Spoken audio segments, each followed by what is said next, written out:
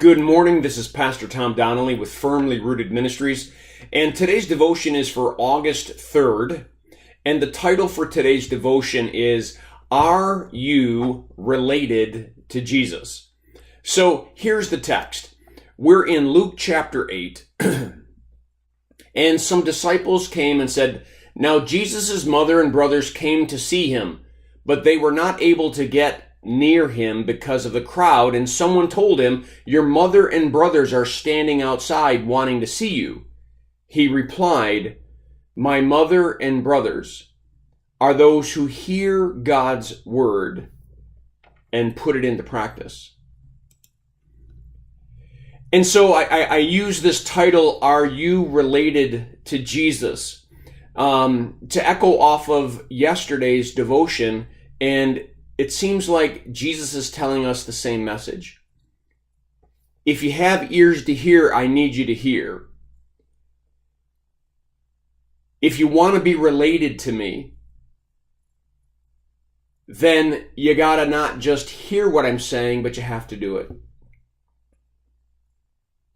I think that the enemy can weave himself into our lives and say, hey, look, you go to church, you go to Bible study, you serve at that thing every once in a while, you put money in the offering plate, and all of these are true disciplines for the Christian faith. So I'm not dissing them. I'm not saying those are wrong.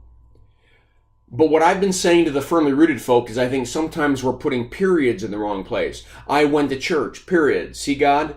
I put money in the offering plate, period. Hey, see, I did something for you. We need to not just hear God's word, but we have to do it. We have to put it into practice.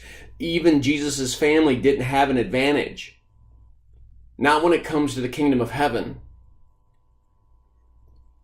Jesus wants us to be related. That's why he came down. The God of the universe came down in human flesh so that we might be related, so that we might be connected, so that we might know one another intimately.